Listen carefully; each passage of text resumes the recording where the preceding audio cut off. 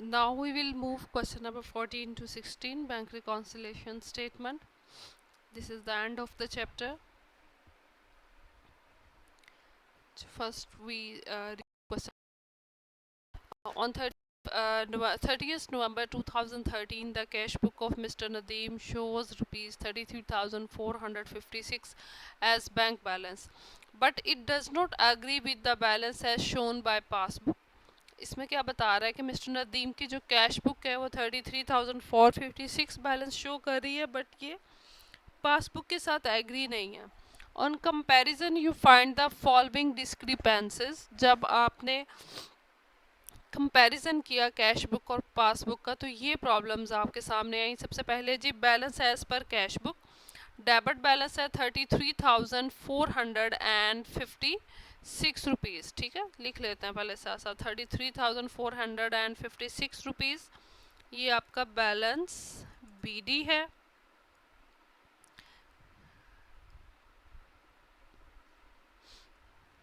जी ठीक है. अच्छा, सेकंड कह रहा है the payment side of the cash book was undercast by ₹400. Mean जो पेमेंट साइड है वो 400 से कम लिखी हुई है, तो आप पेमेंट साइड पे 400 लिख दें ताकि वो पूरा हो जाए. ठीक है, जो पेमेंट साइड है वो 400 से कम लिखी गई. अंडर कास्ट का मतलब क्या है, कम लिखा जाना. थर्ड में कह रहा है cheque issued for ₹524 on 25 November. Cheque issue किया आपने 524 रुपये का. Was recorded in the cash column. आपने कैश कॉलम में लिख लिया कि आपने चेक इशू कर दिया, बट आपने बैंक कॉलम में नहीं लिखा. जब हम चेक इशू करते हैं हम किस पर्पस के लिए करते हैं, हम पेमेंट के लिए करते हैं. यहाँ पे वो ये नहीं बता रहा कि अनप्रेजेंटेड है. ठीक है, ये डिफरेंट स्टेटमेंट है. यहाँ पे वो ये नहीं कह रहा कि आपका चेक जो है वो प्रेजेंट नहीं हुआ. वो कह रहा है आपने चेक इशू किया, आवाज़ रिकॉर्ड इन कैश कॉलम, आपने कैश कॉलम में रिकॉर्ड कर लिया. इसका मतलब आपने किस में रिकॉर्ड नहीं किया, आपने कैश बुक के बैंक कॉलम में रिकॉर्ड नहीं किया. ये जो हम बना रहे हैं ना, ये हम बैंक कॉलम बना रहे हैं. रिवाइज कैश बुक है, एक्चुअली कैश बुक का बैंक कॉलम है ये. तो जब हम चेक इशू करते हैं हम पेमेंट पर्पस के लिए करते हैं. तो बेटा आप यहाँ पे 524 चेक इशू का लिख लेंगे, यहाँ पे मेंशन कर लेंगे, आपने पहले नहीं किया. Check issued. अच्छा जी, नंबर 4 पे क्या कह रहा है, चेक ऑफ ₹600 डिपॉजिट. अब आपने चेक डिपॉजिट करी है. जब जब चेक हम डिपॉजिट करते हैं तब हमारे अकाउंट में पैसे आते हैं. Was recorded in the cash column of the cash book. जी ये भी कैश बुक के कैश कॉलम में लिखा हुआ है. इट्स मीन के कैश बुक के बैंक कॉलम में नहीं लिखा हुआ. ठीक है, जब वो बता रहे कि ये डिस्क्रिपेंसी फॉलो की गई कैश बुक और पासबुक में, तो ये यही वाली प्रॉब्लम्स हैं. अब यहाँ पे भी वो ये नहीं कह रहा कि चेक कलेक्ट नहीं हुआ, वो ये बता रहा है कि रिकॉर्डेड नहीं है. अब हम यहाँ पे इस चेक डिपॉजिट करवाते हैं तो हमारे अकाउंट में पैसे आते हैं. अब आप लिखेंगे चेक डिपॉजिटेड. ठीक है, उसके बाद देखिए फोर्थ स्टेटमेंट पे क्या कह रहे हैं. On 20th November the debit balance of ₹6104 as on previous day was brought forward as credit balance. Fifth में क्या कह रहे हैं, डेबिट बैलेंस है 6104 का, प्रीवियस डे वो क्रेडिट के तौर पे लिखा गया. लाइट इसका मतलब क्या है कि ये डेबिट साइड पे आपका बैलेंस आना था इधर. ठीक है, पिछले दिनों ये क्रेडिट साइड पे लिखा गया. अब मैं अगर सेम अमाउंट से डेबिट साइड पे लिखती हूँ तो डेबिट और क्रेडिट तो आपस में कैंसिल हो जाएंगी. तो मुझे यहाँ पे क्या करना पड़ेगा, यहाँ पे उसको डबल अमाउंट से लिखना पड़ेगा. डबल अमाउंट से लिखने से जो क्रेडिट साइड पे एक दफ़ा लिखा है वो लेस हो जाएगा. क्योंकि ये अकाउंटिंग सॉफ्टवेयर होते हैं, आप इसमें जाके पेंसिल से इसको तो नहीं ख़त्म कर सकते, कट सकते भी. गलती से लिखा गया, हमने हमेशा उसका रिवर्स इफेक्ट डालना होता है. ठीक है, तो ये बैलेंस डेबिट का था, गलती से कल क्रेडिट साइड पे लिखा गया. आज गलती को कैसे ठीक करना है, डेबिट साइड पे डबल अमाउंट से लिखना है. डबल अमाउंट से क्यों लिखना है, ताकि एक दफ़ा जो क्रेडिट साइड पे लिखा गया है वो माइनस होकर रिमेनिंग हमारे पास 6104 ही रह जाएगा. ठीक है जी. नंबर 6 पे कह रहा हूँ of the total cheque amounting ₹46,056 drawn in the last week of March, check totaling 31,200 cash in November. अच्छा जी, नवंबर में 31,260 के चेक कैश हो गए। अब हम 46,000 में से जब ये वैल्यू लेस करेंगे तो रिमेनिंग हमारे पास जो है वो क्या होंगे, अनप्रेजेंटेड होंगे। Dividend 1,000 collected by bank but not entered in cash book. 1,000 dividend collect हुआ है बट वो हमने एंटर नहीं किया, तो जी आप एंटर कर दें। उसके बाद वो कह रहा है trader subscription of ₹400 paid by the bank was not record. Trader subscription payment होती है, हमारे अकाउंट से ये अमाउंट जाती है। ट्रेड सब्सक्रिप्शन क्या अमाउंट है, 400 है, ठीक है। उसके बाद one outgoing cheque for ₹1400 was recorded twice in the cash book. 1400 का चेक है जो कि 2 दफ़ा रिकॉर्ड कर लिया गया है, ठीक है। तो हम इसको क्या करेंगे,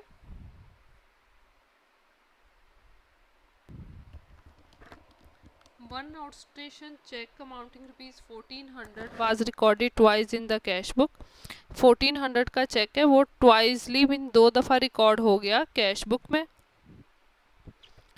ठीक है। आउटगोइंग चेक मीन पेमेंट का चेक था, 2 दफ़ा क्या हो गया रिकॉर्ड, तो आप 1 दफ़ा उसको क्या करेंगे, डेबिट कर देंगे, तो उसका भी रिवर्स इफेक्ट जो है वो डाल के ख़त्म हो जाएगा, ठीक है। आउटगोइंग मीन आपसे वैसे जाने थे, was recorded twice in cash book में 2 दफ़ा रिकॉर्ड हो गया, ठीक है। ये हमने कर ली एंट्री, बस यही है। अब इसके बाद देखिए हमारी डेबिट साइड जो है उसका टोटल ज़्यादा आ रहा है, ये आ रहा है 48,664 रुपीज़, 48,664 रुपीज़। जब हम इसमें से ये सारा कुछ माइनस करेंगे, 47,340 हमारे पास आएगा।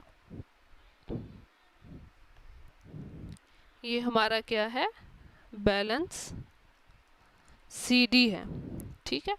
ये क्रेडिट साइड पे आया। अब नीचे जाएंगे तो ये हमारा डेबिट बैलेंस है, 47,340 रुपीज़, ठीक है। ये हमारा डेबिट बैलेंस है। अब हमने इसके अंदर से जो स्किप किए हुए हैं हम उनको सॉल्व करेंगे। अब हम देखते हैं क्वेश्चन नंबर 14। क्वेश्चन नंबर 14,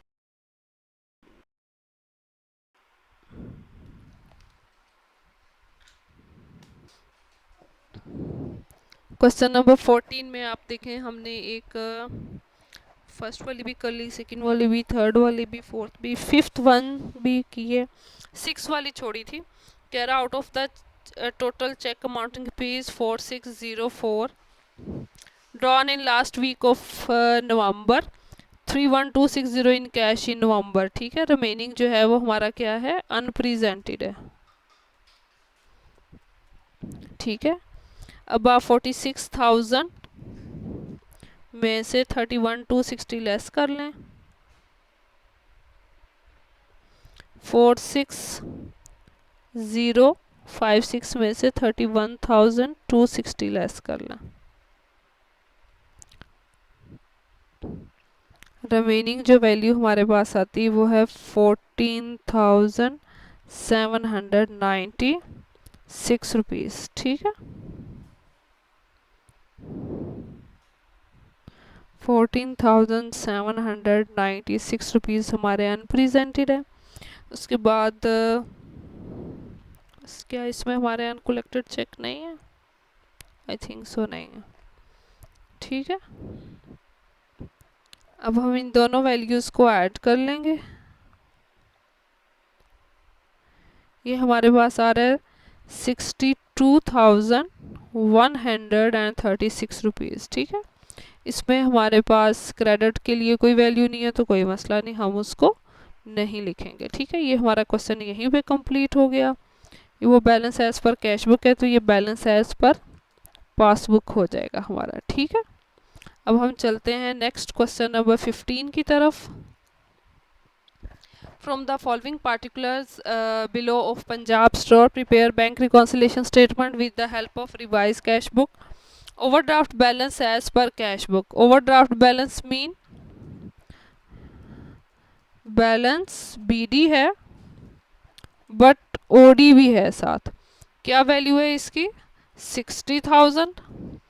जी साफ बता रहा है wrong debit of ₹2,000 has been given by the bank in passbook. Wrongly debit है, ठीक है, गलती से डेबिट हो गया। ये नीचे हम इसको लेके जाएंगे, क्रेडिट करेंगे। बैंक चार्जेस 480 से हैं। Bank charges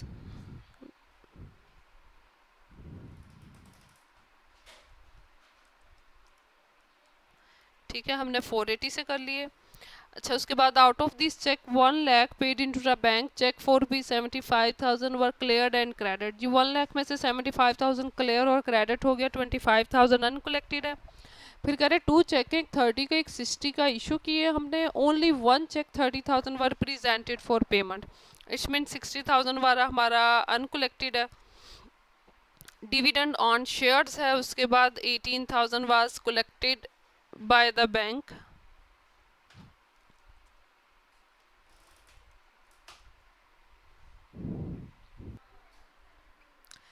Two check for ₹30,000 and 6,000 were issued, but out of them only 1 check for ₹30,000 were presented for payment. तो इट्स मीन 60,000 अभी भी आपका अनप्रेजेंटेड है, सिर्फ 30,000 वाला चेक प्रेजेंट हुआ है। अच्छा जी, डिविडेंड ऑन शेयर्स हमने लिख लिया, वो है 18,000। और उसके बाद कह रहा था passbook contain an entry for ₹20,000 being a direct payment made by customer into the bank। कहता पासबुक में एंट्री है कि 20,000 है लेकिन कैश बुक में नहीं है, ठीक है, ये डिस्क्रिपेंसी है। तो आप लिखेंगे कस्टमर डायरेक्टली डिपॉजिट।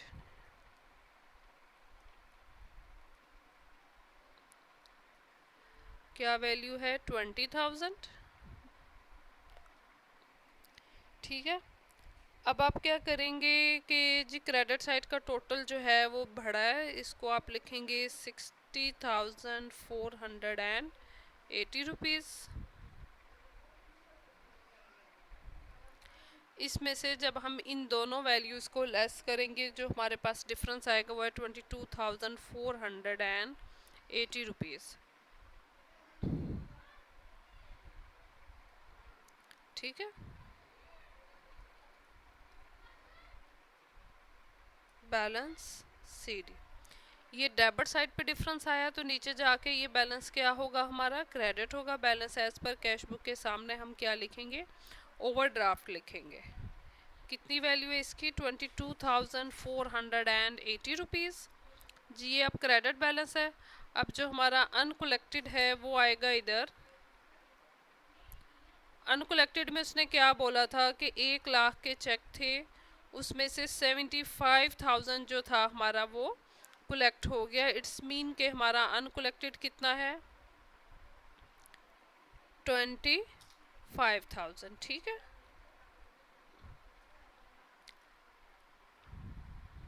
नेक्स्ट है हमारा अनप्रेजेंटेड।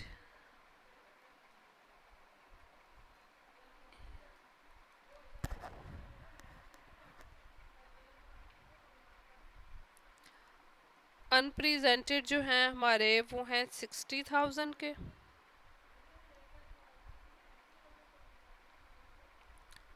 अब इन दोनों को हम ऐड करते हैं।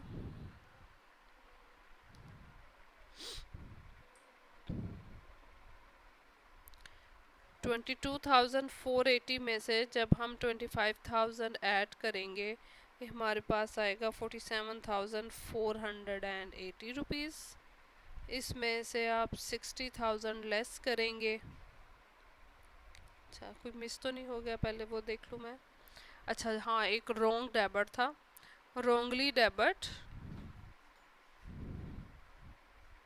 now correct recorded।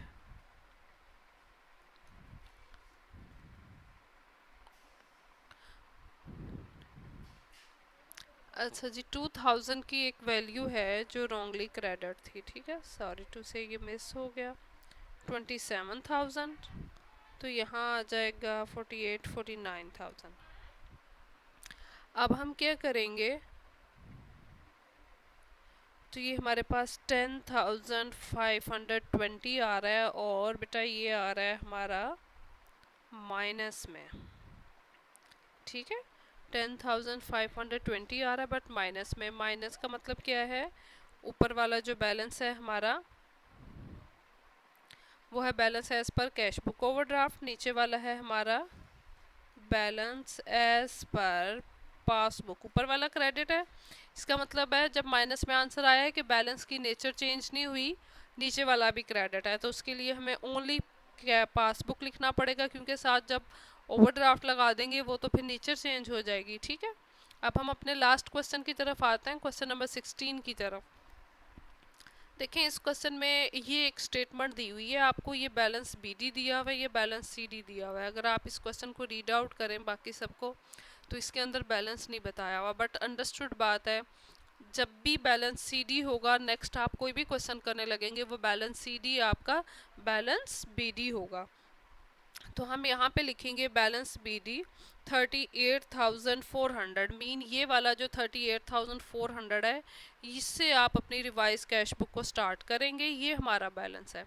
अच्छा, उसके बाद कह रहा है bank charges of ₹1400 shown on a bank statement have not been recorded in cash book. Cash book में रिकॉर्ड नहीं हुए हुए 1400 आपके बैंक चार्जेस हैं। फिर वो कह रहा है cheque drawn for ₹1880 has been recorded as a receipt. Cheque drawn payment के लिए चेक ड्रॉ किया जाता है, कहता क्रेडिट साइड पे इसको लिखना था लेकिन गलती से डेबिट साइड पर लिख लिया गया। जब आप इसको दोबारा क्रेडिट साइड पे लिखेंगे तो आप इसको डबल अमाउंट से लिखेंगे। डबल अमाउंट से क्यों लिखेंगे, क्योंकि गलती से एक दफ़ा डेबिट में लिखा गया, अगर हम उसी अमाउंट से लिखेंगे तो वो डेबिट में से क्रेडिट लेस हो गई, अमाउंट ज़ीरो रह जाएगी। डबल से लिखेंगे ताकि जो क्रेडिट गलती से डेबिट साइड पे लिखा गया वो माइनस हो के भी 1880 से एक दफ़ा हमारे पास रिमेनिंग वही वाली वैल्यू रह जाए। A cheque for ₹720 has been return dishonour.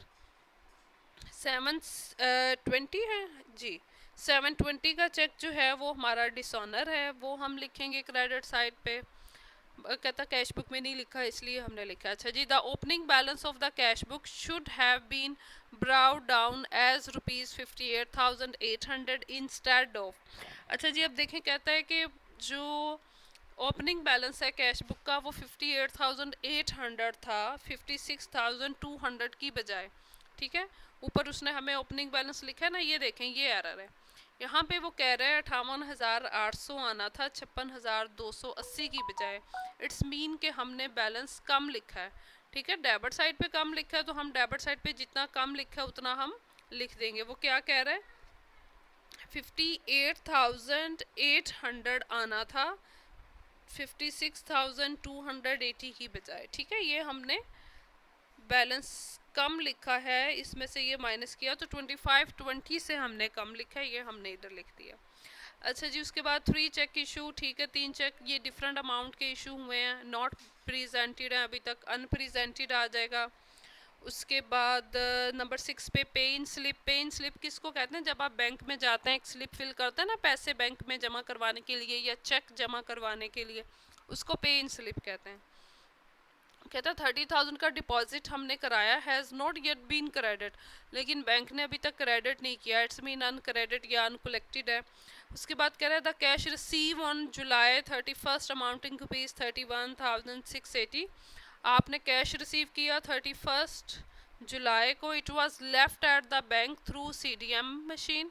अच्छा जी, वो आप बैंक में ही भूल आए कैश डिपॉजिट मशीन में, आफ्टर बैंकिंग ऑर्ड्स के बाद, and therefore was not recorded by the bank on July statement. वो आपने लिखा नहीं। CDM होता है लाइक एक ATM के साथ ही एक मशीन होती है जिसके थ्रू आप अपने अकाउंट में पैसे जमा करवाते हैं। कहता आपने उसके अंदर अपना अकाउंट ये वाली अमाउंट जो है सबमिट करवाई है, लेकिन जस्ट इसका रिकॉर्ड नहीं है, ठीक है। 31,680 ये भी जस्ट लाइक हमारी अनरिकॉर्डेड ट्रांजैक्शन है या अनकलेक्टेड है, ठीक है। तो ये भी रिवाइज कैश बुक में नहीं आएगी। ये हमारे अकाउंट में पैसे सबमिट हो गए लेकिन बैंक स्टेटमेंट में लिखे नहीं गए, क्योंकि बैंक रिकॉर्ड्स के बाद हमने सबमिट करवाए थे CDM मशीन के थ्रू, तो ये भी हमारे अनकलेक्टेड है। The bank has wrongly debit a cheque, जी बैंक ने ये गलती से चेक जो है डेबिट कर दिया, इट्स मीन इसको आपने क्रेडिट करना था। अच्छा, यहाँ पर यही अमाउंट आनी है, डेबिट साइड का टोटल आपका ज़्यादा है, वो है आपका 40,920 के साथ, 40,920 के साथ। इसमें से जब आप ये तीनों वैल्यूज़ लेस करेंगे तो हमारे पास जो डिफरेंस आएगा वो है 35,040। ठीक है, बैलेंस सीडी आपके पास ये आ रहा है, ये बैलेंस सीडी 35,040, 35,040। ठीक है, क्रेडिट साइड पे है ना, तो इधर जाके डेबिट ही होगा। अब इसके अंदर अनप्रेजेंटेड वैल्यूज़ आप लिखेंगे, अनप्रेजेंटेड चेक की। जी अनप्रेजेंटेड चेक की तीन वैल्यूज़ हैं, 8,560 है एक, 14,800 है एक, 14,800 और उसके बाद है 1,200। ठीक है, इन तीनों वैल्यूज़ को जब आप ऐड करते हैं तो क्या आता है आपके पास, जी 8,560 प्लस 14,800 प्लस 1,200,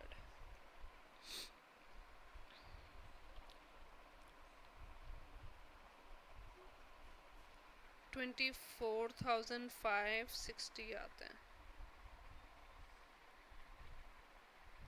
ठीक है, इन दोनों वैल्यूज़ को आप ऐड करें तो आपके पास क्या आता है,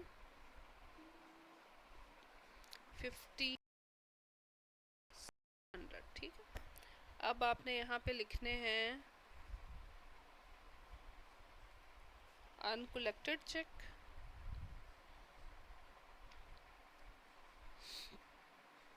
ठीक है, वो भी यहाँ पे आपको दो दिए गए हैं, एक 30,000 से है और दूसरा जो वो भूल आया था एटीएम मशीन में वो अमाउंट 31,680 रुपीज़। ठीक है, इन दोनों का आप टोटल करेंगे 61,680 रुपीज़ आ गया। उसके बाद हैं wrongly debit, now correctly recorded. Wrongly जो डेबिट थे उसकी वैल्यू क्या थी, द बैंक हैज़ 2880, 2880। ठीक है, अब आप क्या करेंगे, 59,600 में से ये दोनों वैल्यूज़ को लेस कर देंगे, 59,600 माइनस एंड माइनस 2880, ये हमारे पास माइनस में आंसर आ रहा है और आंसर है वो 4960। ठीक है, माइनस में आंसर क्या बताएगा कि ऊपर वाला हमारा balance as per cash book है, ये होगा balance as per passbook but overdraft. ठीक है, ऊपर वाला सिंपल कैश बुक था तो ये ओवरड्राफ्ट होगा क्योंकि माइनस में आंसर है। ठीक है, ये हमारा था बैंक रिकॉन्सिलेशन स्टेटमेंट।